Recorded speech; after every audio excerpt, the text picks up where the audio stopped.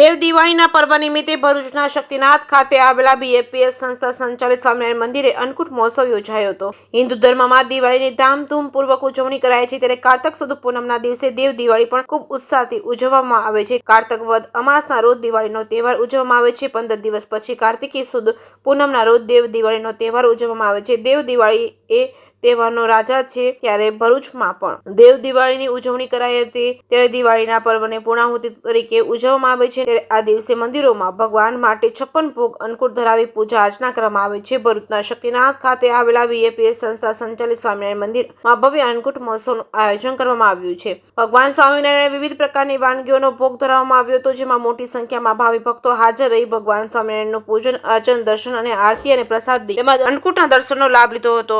જે કેસરી ગુજરાતી સાથે કેતન મહેતા, ભરૂચ।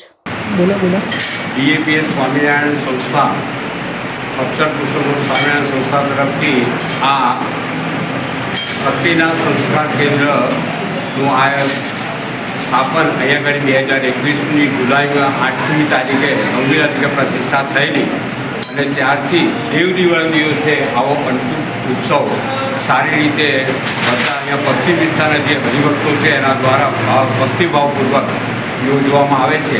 તો દર વર્ષે અહીંયા શાકોત્સવ પણ થાય છે અને આવો ઉત્સવ પણ થાય છે અન્નકૂટનો। તો એમાં અહીંયા પશ્ચિમ વિસ્તારના દરેક હરિભક્તો અહીંયા આગળ બહુ ભાવપૂર્વક અહીંયા આગળ લાભ લઈ અને ભગવાનને પોતાની ભક્તિ અદા કરી છે। જય સ્વામી।